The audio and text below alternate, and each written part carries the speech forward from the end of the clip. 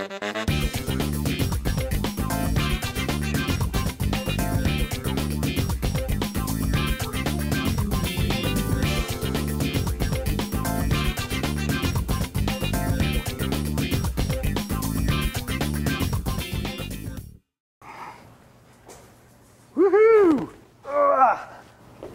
This is Byron Gordon for the SES Conference Channel, and we are in beautiful Mountain View, California at the Googleplex.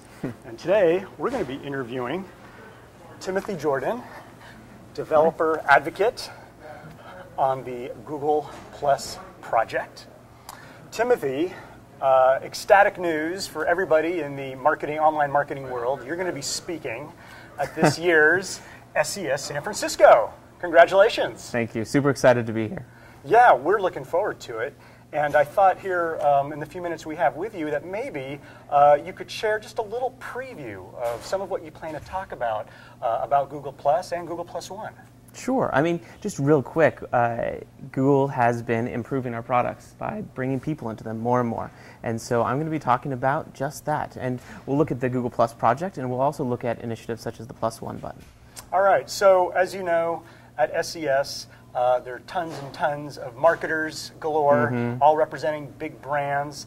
And Google Plus has, as we know, received rave reviews, millions of users already, and you're still, as it is a project, it's only invitation only, but the reviews have been so great.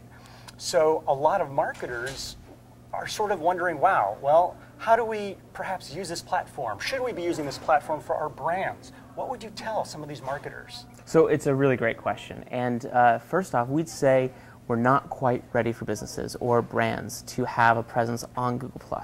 Right? So we recognize this as a particular use case with really special needs. And so we're working on something for that use case. It's going to be fantastic. So we're saying hold off until then. But in the meantime, if they want to designate somebody in the company that has their own presence on Google Plus and can represent the company in that capacity, that's fantastic.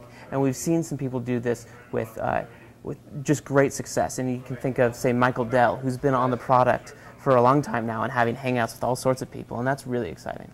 All right, so you're going to be talking about Google Plus, but also about the Google Plus One button, yes, which has been around for a bit now. And obviously, it's more than just clicking on a button and sending out that content to your whole network. You're going to be talking about best practices, and there might be things there that some of us aren't aware about. Talk a little bit about that. Sure. I think the Plus One button is a really great opportunity for companies to allow their users to endorse their content on Google search. And so we know that, and that's really great. A lot of web pages now have the Plus One button on leaf pages. So you'll notice articles on news sites or product pages on retail site, which is really great.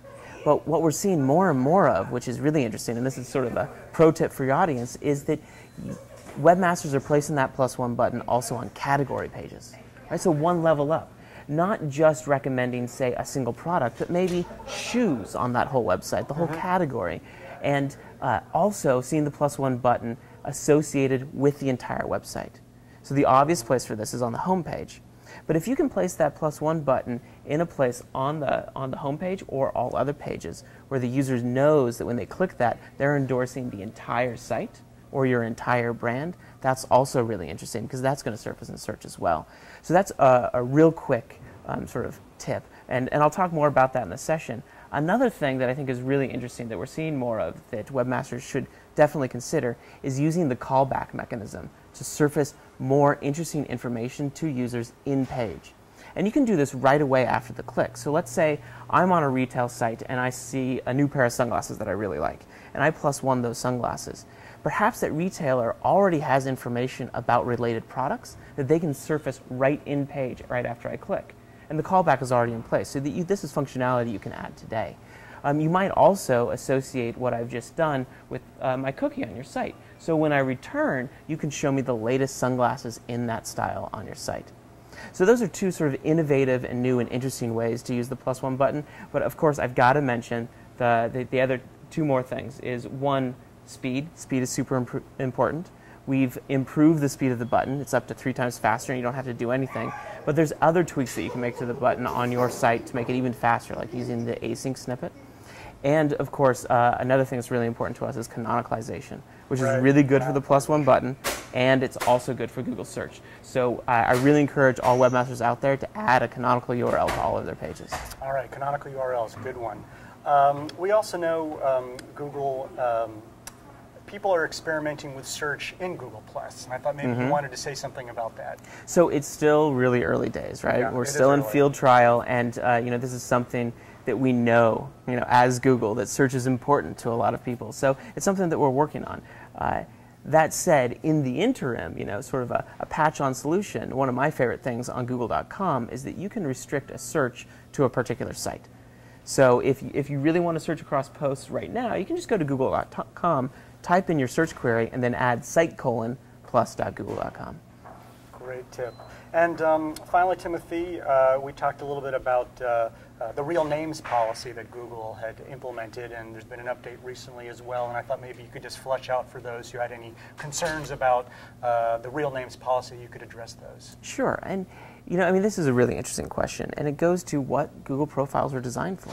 They were designed for you to have a public page on the web that represents a real person in the real world that you can connect with, that you can find and connect with. And by using a common name, it really enables your friends and your family, your classmates, your coworkers, anybody out there that would like to find and make a connection with you. You enable that possibility by using your common name, and so we think they're really important. I'd also like to mention, while we're on this topic, is that we're trying to make that experience as best as it can be for our users. So one of the things that we've done recently is modified the process. So your profile isn't suspended immediately for review. You're first given a chance to change your name.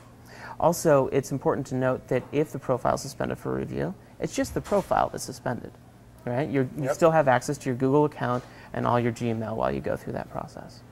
All right, great insight. Well, thank you so much for taking time out to join us in the middle of your busy schedule, Timothy. We know there's a lot more to come for the Google Plus project. We are super excited and look forward to hearing you at this year's SES San Francisco.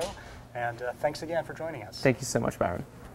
And there is always more to come on the SES YouTube channel. I'm Byron Gordon. Stay tuned for more.